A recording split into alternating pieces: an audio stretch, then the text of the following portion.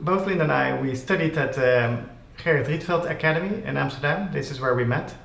And after graduation in 1986, we actually 1 year later started to collaborate on different projects. And since then, we became Mevis Van Deursen. In the beginning, we were mainly working for friends and also kind of cultural organizations. And also slowly started to work on books, actually in the early 90s. And developed from there from a more national to a more international profile, also doing at the moment a lot of identities, but all and always for culture, museums, artists, in close collaboration. Yeah, maybe we can say something about our role in artist books, because that's maybe the subject and also part of our practice. I think the fact that we went to art school really gave us already a kind of, setting to start thinking as artists. And when we also studied graphic design, it was very hard to really study it as a practical field, because at that time graphic design was still very hands-on. We didn't have any computers yet. We were working very much with copy machines, a very low-key material, and whenever we wanted to make something that looked professional, it was impossible because we didn't have the access to the tools that were very expensive, and only most professional people could work with those organizations. So printing was expensive, typesetting was incredibly expensive. And in our career, and at the beginning, we didn't have really access to all these tools, and only gradually when we started working, more and more of these technical things fell into our hands because of the kind of arrival of computers. That made us become actually maybe more aware of what we had to do and the possibilities of our field.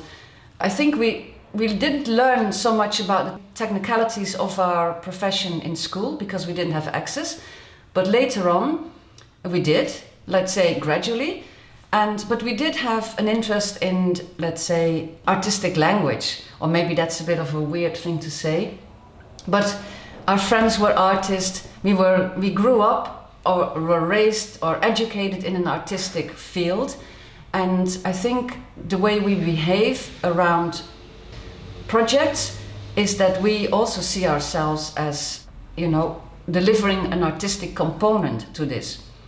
So I think we always saw our work as an intervention or a collaboration with artists, and I think that's also why we have very different moments in our career. At some points we were too artistic for everyone and people hated what we did, because they thought that we made nonsensical books, or maybe the form was too overwhelming. And at other points, people hated our work because they had the feeling that we were too much in the skin of the person that we worked for.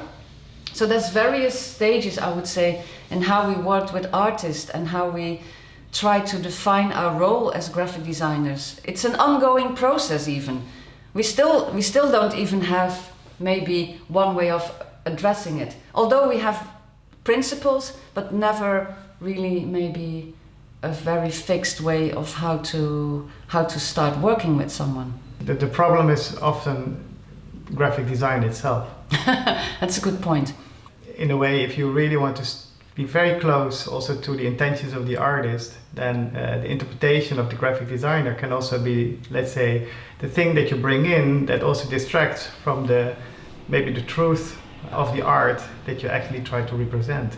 So this is a very difficult balance between where we come in as practitioners, as designers on one hand, and on the other hand, there is the work of the artist. So how do you bring those together so that actually it is the story of the artist, but let's say this story is helped being told by our interventions and our contribution to that.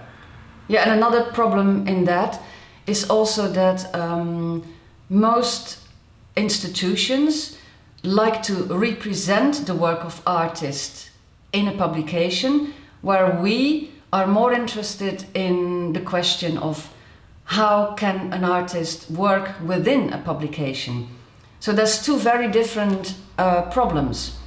You know, on the one hand, you're dealing with reproductions, and on the other hand, you're dealing with, let's say, a more autonomous translation of someone's work that would suit a publication, or maybe is especially made for a publication.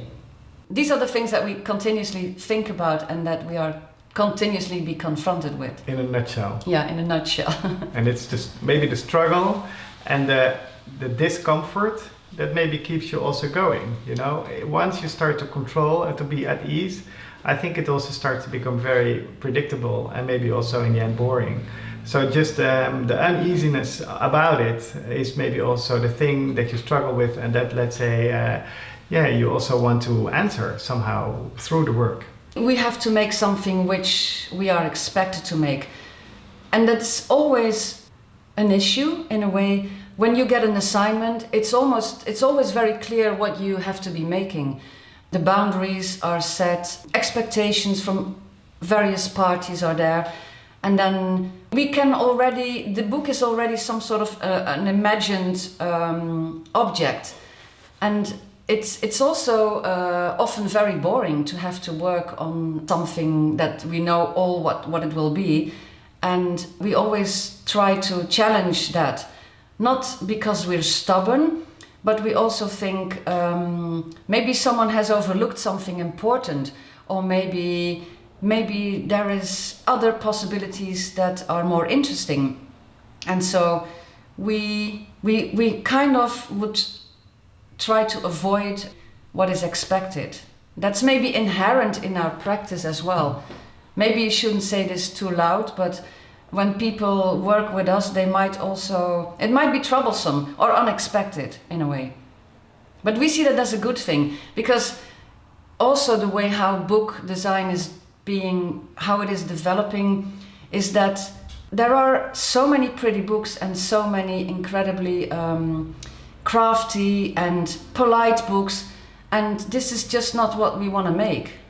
You know, we're not interested in that aspect of bookmaking so much. We can do it, and sometimes we're happy with it, but it's not what drives us. Maybe let's say what we didn't really discuss before we started this interview, what kind of books we brought for you.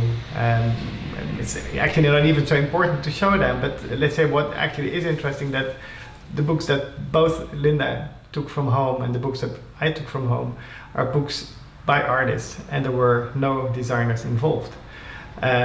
So let's say if it's also about our love and our affection to books, the books that we really, really like, those are actually not the books which are designed by designers for artists, but those are books done by artists without any idea about graphic design, but with an ambition to bring something to the world through the form of a book in the most direct way, I would say. And on the other hand, also when we thought about what kind of books could be a reference, maybe also to bring in for our conversation, then let's say also the books maybe which are quite dear to us are the books where we still were struggling also in many ways. Let's say, what is it to make a book? What is it to actually deal with typography? Or, so those books are very uncontrolled and very, collage-like. And that's also interesting. You know, that it's also learning by doing, I would say. But it's in a way a contradiction to the books that we really like, because those books are, let's say, heavily designed. Our own early work is heavily designed, yeah. Yes. As a form of expression, you know, this is maybe also links to the point that Linda made, that we were trained in this artistic context. And maybe we feel in that sense also as makers who also contribute with work. And the work that we do is a graphic design practice, and the formalization of ideas and also how form plays a role in that is an important aspect. So let's say the formalization is maybe the work in that sense also. That's why maybe also these early books are mainly very expressive, examples. is a book called, well, you can read the title, River and Architecture. It was a book made for a workshop of architecture students. So there's not so much a book for artists, but it's an example of early work. Yeah, 1994. 1994, so how old is that? 26. 26. 26 years. We were asked to design a book which was a documentation of a school trip of architectural students who made a trip on a boat along the river Rhine from the Netherlands to Germany. It was supposed to be a full-color book talking about the things that happened on this journey, on this workshop. So students had made works, there were also lectures, and there was reference material on the Rhine. Anyway, it was like an incredible different amount of information. Bookmaking at the time was very expensive. This book was going to be full color, and when Armand and I were thinking about this, we were saying to ourselves, how is it possible that students can make a full color book on works that they did on a school trip? We thought it was kind of outrageous in a way. We thought that it's kind of extreme. And then when we thought about what kind of book they wanted to have, we felt that we had to clean up all the irregularities in this work by delivering a pretty book with very beautiful projects. And then we thought this was kind of a weird way of showing what they had done, because the work was actually quite sketchy. It was quite, quickly made. And then we felt we want to make this book as if we had been on this trip ourselves, as if we would be on this boat, and that we had to make it with low means, maybe even only with a copy machine. So we started this book. We wanted to make this book in such a way that it would be like, made by hand, and that we were just there and trying to respond to things that happened. And so almost every page is different in this book. There's handwritten pages, there is free typography, there is all kinds of graphic treatments that are very quickly made, as if we were making a bunch of flyers on the boat. And there is a structure in this book, but it's less difficult to find it. You could say the structure is defined by graphical elements and also by the use of color. So there are chapters. The beginning of this book, every page is very different, but at one point things started to repeat. So there's lectures that are being treated in a certain way. There are architecture student projects that are treated in a certain way, but we just played around. And we played around with the photocopier. We also played around with the first Photoshop tools that we had. I think this was the first experiment with Photoshop, but we didn't know how to use Photoshop. So you can see that we used almost images that were produced in the project, in the boat, but we just put new visual. We kind of put them through a visual filter that we liked in Photoshop at the time. So we also used the possibility of full color, but we only used, let's say, 100% magenta, 100% yellow, 100% black, and 100% cyan. And then we just played. This is a book with every page is just different. Then how we come, for instance, to the student projects, there's always a fragment of a drawing of them or an image, and it's always like a small part with one typography. And then when you get to another chapter, there's always like an introduction to the chapter and some contributions, and then you get the blue pages are always like a new thing. So it integrates in a very loose way, in a very collage-like way, maybe the spirit of the project rather than to show the beauty of the finished projects. So it's more like we were on this boat and we're trying to make this book with low means. So it's very rough, and it's also our relationship maybe to the printed matter and also the early computer, the time of early computers. So it's kind of exploration of possibilities and of maybe also love for printed matter and for printed typography. You see the roughness of it, eh? Yeah. It's not, let's say it's absolutely not intended as beautiful. It's absolutely intended as being also having the ugliness of things that you can find on the street, things that are, let's say, indeed not designed, not touched by people with an aesthetic idea. So this was very deliberate.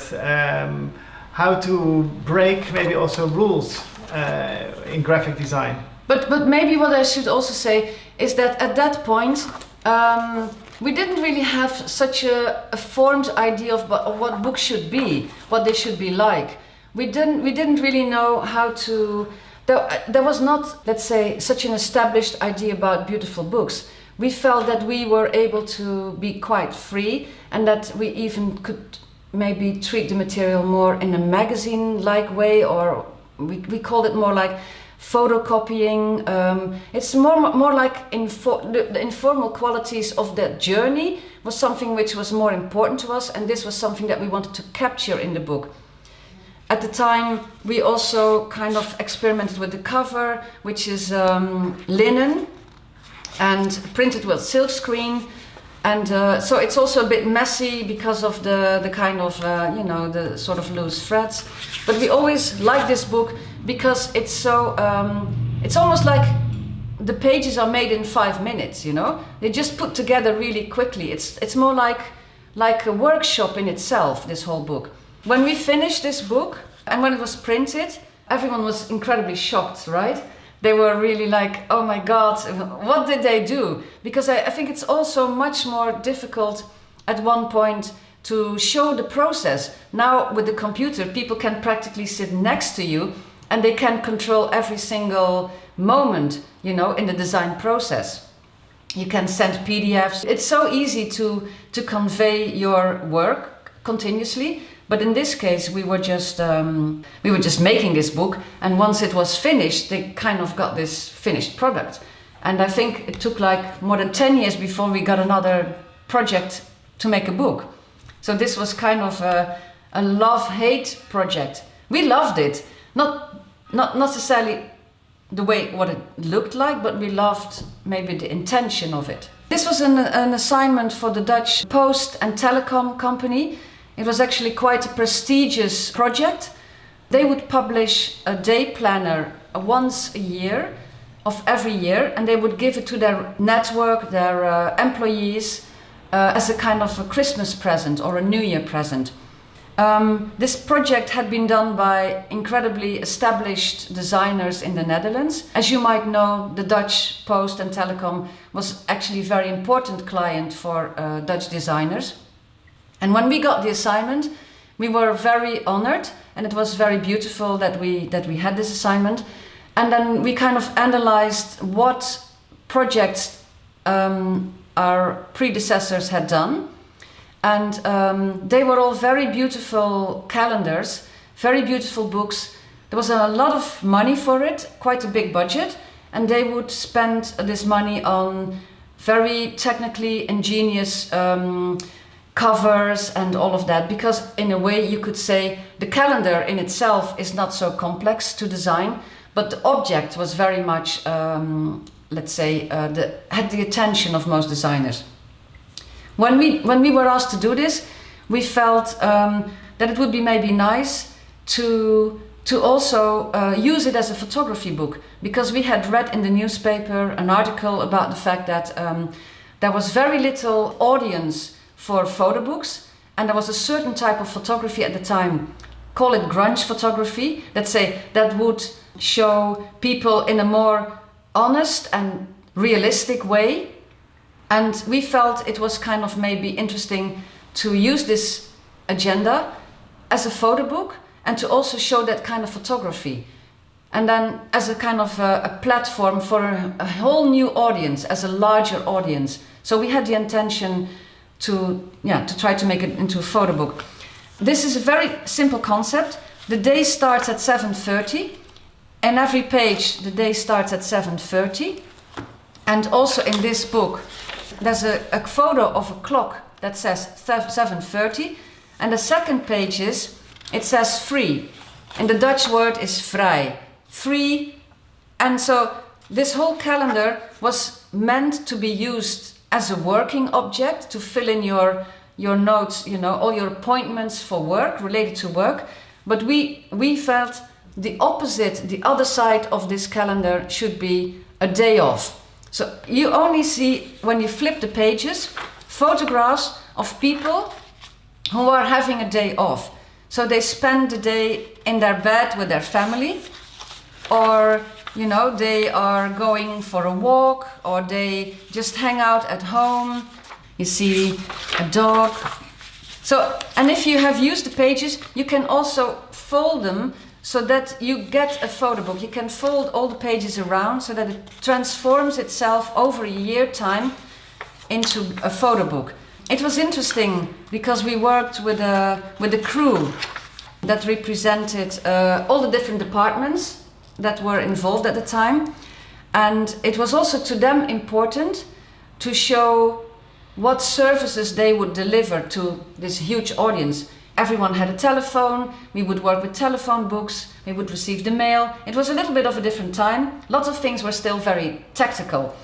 So we also found images of people that had elements of telephones in it, or so that you could see that how casually this company was part of our everyday life. So it's kind of a very honest and direct way of talking about how their services were in our life. In a way, it was easy that we knew it would cover a full day from 7:30 in the morning till 7:30 next morning. So actually we just follow how time goes by throughout the day, getting up, doing some activities during the day, then in the evening maybe you go for dinner, then you go to bed again, and next morning you wake up. So we were mainly looking into a lot of photographers at that time who represented this kind of grunge photography or snapshot photography, like Nan Goldin, for instance, but also Dutch photographers like Bertien van Manen. And so we looked into all these photographers with Wolfgang Tillmans with their photography, and we just started to look at all these images which could somehow fit, let's say, in a certain moment of the day. And then that would actually create this whole, let's say, lineup of imagery, and would represent in the end this idea about having a day off, being with your family, with your kids, doing nothing, and also have moments of, I would say, moments of maybe grief, or there's at a certain point also more towards the evening, there's a couple of a picture by Nan Goldin where the woman clearly is crying. So we also had these discussions with the Dutch KPN, the telecommunication company, if it would be allowed also to show images which were not so joyful. There was at a certain point also two men kissing each other. Would it be allowed to have actually two gay men kissing each other as an image on this public platform? So we had these kind of discussions just not to weaken it and not to be shy about it. And in a way, we kind of we had this role to be responsible for the editing, and found it. Also here, for instance, the image of the couple. And the KPN was also happy that we pushed for certain images, and that we also didn't want to give up in our conversations with them, because they were, of course, trying to represent the company as well, and they were sometimes a bit afraid if there was, let's say, two kids in a bathtub.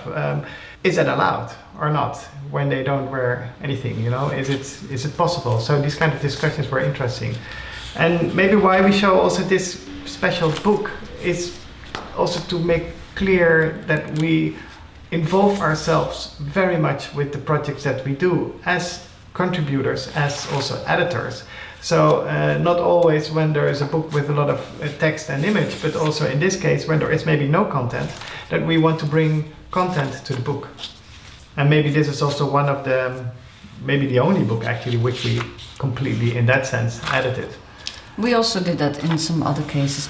I mean, if we really talk about the early books that we made, early 2000s, when publishing became more smaller and became more in the hands of, let's say, smaller publishing houses, and all these functions came our way, we often had to take the part of the role of the editor because there was simply no editor. We were basically left alone with the artist, and the artist often came with a bag of stuff, like this is my work, and we just had to sort it out.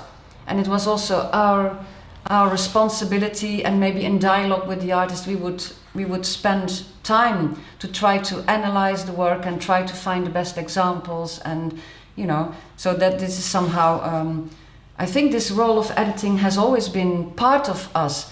And often also at the beginning of a book, I think we are quite critical let's say we really appreciate it to be early on involved in the process of making a book, and to also try to ask questions like, is this the best way to go, or should we have more images of this, or do we even sometimes ask for people to make new images or to shoot new things. So it's really part of our involvement that we insist on having that position. And sometimes it works better than in other times, but it's interesting to at least have a chance to develop a certain a certain view on a book as well, or it's not that we often do it ourselves alone, that we project our view on it, but we really like to do it in discussion as well. It's publication for the Spanish Pavilion in Venice, Art Pavilion in 2018. It's actually, big typography is also the poster for the exhibition, and it's an exhibition curated by Spanish curator, Peyo Aguirre, and he invited two artists who are both friends of him, Itziar Ocariz and Sergio Prego.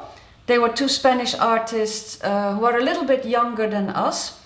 And Peyo, we didn't know him as a curator, but apparently he had studied, he has an incredible love for graphic design, and he had really looked into who to ask for this particular project, which would involve a publication, a poster, and some smaller signage in the pavilion of Spain. And through a process of deduction, he came to us. So we found an email in our inbox at one point. I very much would like to collaborate with you guys on this project for these two artists that I'm curating. And we had never heard of him, and we were like, wow, that's quite an honor. And are you sure you want to work with us? And we had all these questions. So he came to see us in Amsterdam, and he showed us the work of these two artists, which was very interesting. It was a couple, not anymore, but they made very different types of works. The woman artist very much made performance-like work with quite extreme qualities, and the male artist were very much working with huge installations, which often huge architectural interventions, which would also work with inflatable stuff, like monumental things. And when Peyo said, I'd like you to give quite some freedom to make this project, come up with a proposal for the publication, he also came with something which was a very large publication, like quite an extreme thing, which we thought was a bit strange. We thought it's a bit weird to maybe come with a huge magazine-like thing. And when we were working on this, we came up with the idea that it would be nice maybe to make something large, more like an object. And we also came with a kind of maybe a radical decision to print everything on transparent material. So everything is printed on chalk paper, and it's a publication which is only in black and white, and we print on the front and on the back side. But we felt that this material would give us a problem because it has a front and a back, and how to work with two artists that we wanted to represent both in an equal way. We were also making a publication in two languages, so to work with the two languages, we kind of used the front for the Spanish and the back for the English. We would find, let's say, the material kind of forced us to negotiate the two languages and also the two artists. So they would be there and they would also not be there. So continuously the transparency would put some problems, but we would somehow be able to mix their work, or to maybe even put let's say a phantom of the work of one person in there already. So there's always a dialogue of the artist's work because of the type of paper. It was a very, let's say, radical proposal in a way, and when we proposed it to Peyo, he immediately understood what we did, and he said he was attracted and scared by this idea at the same time. He liked it as a kind of an extreme idea, but he was also afraid about legibility and those kinds of things. And the good thing was that we could produce it in Amsterdam. So for the production, we worked with our printer that we very much like to work with, Rob Stolk in Amsterdam. They have extreme good presses and good lithography. The process is always such that we can discuss things with them and that we can make proof prints. So the most important thing in this case was to make proofs on this same material to see how it would turn out. And the beautiful thing was that we thought it would be very shine through, but it wasn't. So we had a really nice balance between front and back, and thanks to the production value of this place, we were able to make something which surprised us in a technical way, and which also made it very reasonable rather than very complex, you know. We thought it was going to be much more radical and complex than it was. It turned out to be quite easy and quite satisfying to work with this material. What I have to say maybe is also that neither Armand nor I liked the transparent material. We thought it was kind of ugly stuff or difficult, but I think that was exactly why we wanted to work with it, to try to see if it would be possible to make something good and something exciting. As we said in the beginning, most books that we kind of brought here also, I mean, that in response to your questions, are books which, let's say, are not necessarily, they are not designed by designers. They're actually, for instance, Linda brought books, facsimile books made by Seth Siegelaup, who is a curator, or was a curator, who had a gallery in New York, and who was using the medium of the book as a form of exhibition. Catalogs, or these books made with each time another artist, are in a way artworks.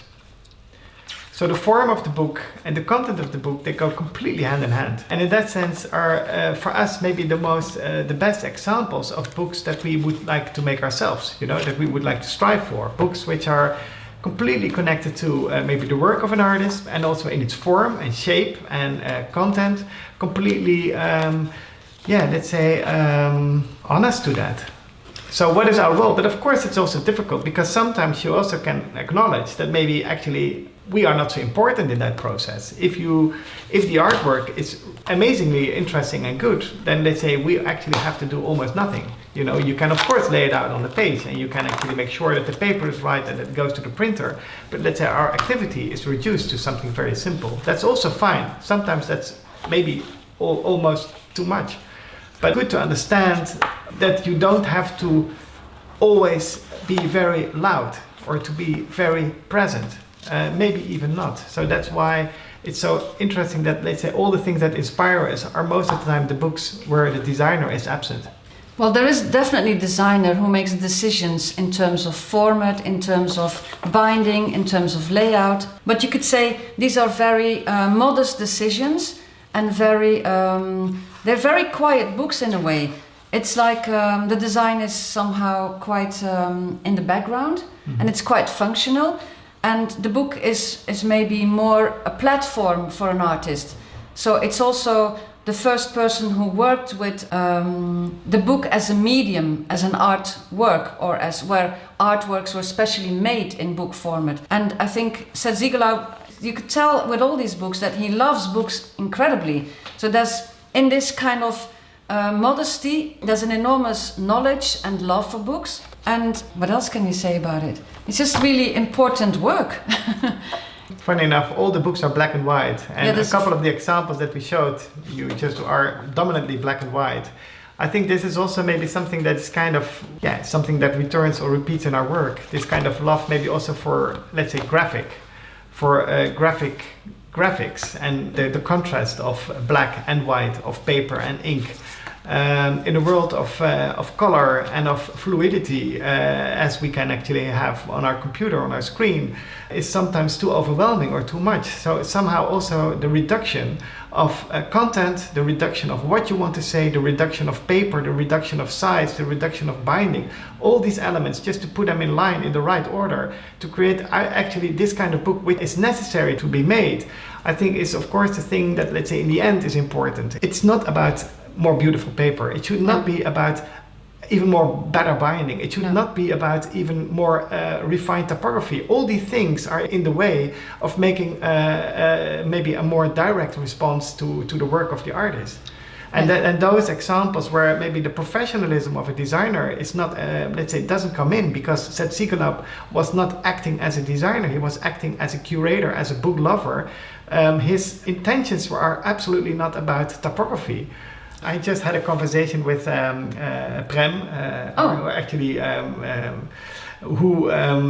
from Projects, formerly Projects, who said that he actually really loved graphic design because he thought about graphic design as something which is actually conceptual art but with better typography. And the funny thing is, I thought at that moment that's exactly the opposite for me, because I love conceptual art, but actually I also love the typography. I love the form in the way how these things come to us, and it doesn't need any improvement in that sense. No, we kind of like the simple aesthetics, so not the aesthetically driven, but let's say casual and intuitive and quickly made. It looks not pretentious. I think that's the value that we really appreciate in this work. This is just funny because, and what is nice about Seth Siegelab is that often in his time he worked also with new technology. Technology is maybe a far-fetched word, but he really made use of the possible ways of binding at the time. So these books also are a showcase of what kind of low-key production technology was possible at the time. Really stapling, folding, wire-o, these were all actually quite new things at the time, but he used them, and for us they're kind of, let's say, very, they may be not useful, or it's very complicated to make these now, and but at that time it was like the most available and most cheap ways of making things. So we really like that kind of condition and relationship with production that he has too. It makes sense. So it's about the effectivity that you want to gain and the economy behind it, and the direct link between them. And let's say whenever we see books, very often also of colleagues, which are overwhelming in the sense of how it was printed, almost too beautiful, they also create some kind of, also that you feel uneasy, that you think like it's actually uncomfortable, it's actually too much, it's too refined. Too much money has been spent maybe on content that also could have been treated differently. So let's say here again also the economy and also the effectivity, what you want, what is needed, how to do it. I think this is what is really, really important. So this is where we can learn still a lot in our practice. Linda is showing a book that she has been working on in the past year, which is maybe, I don't want to say the future of books. No, it's not the future of books. Not at all. But it is, of course, about the economy and also about our environment. And in that sense, maybe you should explain it since you've been working on it. These are two volumes, publication that we've been working on for Armin Linke, German-Italian photographer. And they're basically digital books. So, talking about environment and talking about our conditions at the moment, his work, first of all, is dealing with the Anthropocene, the conditions and let's say the effect of the human beings on the planet. He has been working over the last 10 years with scientists, and he has been visiting labs, places where extreme production, extravagation from the planet was taking place. And this accumulated in a large exhibition in Matera last year. Matera was a small town in the south of Italy where people lived in cages even till the 60s. So also the kind of relationship with earth and with, well, maybe the Matera, but you probably know Matera as a city. So it was interesting that it took place there. Every time when Armin exhibits in a place, he always tries to, at the same time, address specific location. So he's always looking for collaborations that are local. He's always looking for scientific labs that have something specific to do with the region. There's a certain, I think his work is naturally inclusive in a way that he's curious to work with people that are local and to integrate it in his work. But he's also curious in the sense that he is curious how people with from other disciplines are able to contribute to his work. So we've been working with Armin for almost 10 years now. And it's always, let's say, we've done small projects with him, and in the recent years we've started to make some publications. And because he also loves to materialize work, so he's a photographer and he has accumulated a huge archive of maybe more than 600,000 pictures, and then he started to film as well. So there's a huge archive, and every time when he has an exhibition, he extracts from this archive. This book, in a way, is the entire exhibition that took place in Matera. It's actually 2 volumes. And it's basically an idea that we once had. We already had this for a longer time. Armand and I thought it would always be nice to make a book which would have all the graphic material that was used in an exhibition. So it would use the title, the sub-captions, the introductions, everything that you need as graphic material in an exhibition is somehow printed out and collected as a book. So these 2 books, they have the entire exhibition. You can take them apart and you can make an exhibition anywhere in the world because it has all the material that is used in the exhibition. Literally. So it's 2 languages, it's both Italian and English. So when we made this exhibition, we also reproduced all the images of Armin also on the back. So each caption has the image on the back, so you can always, so it's kind of like the whole exhibition. So it's also, trying to distribute this work. And basically this book is now materialized because we printed it out and we made, let's say, a cover and a folder. But it mostly exists as a PDF. So anyone can download this book and scroll through it and have the entire exhibition and read everything, So there's both, you could say, there's a digital component, which of course is also what we make to produce this book. And at the same time, if people would like to have this book the way we have it now, you can order it through a local printer in Matera, who is like a printer who has been there for ages, and they also have a digital, let's say, a printer. So they also produce this book. If you want, you can subscribe to it, and then you can get it by mail. But you can also print it yourself if you like, So it's not really a book maybe, but it's working with maybe means that are important, or let's say keywords that are important in bookmaking. Mainly information distribution, maybe the choice to access it in a way that you want to have it. Maybe this question, do I want it to materialize it or not? It's up to you.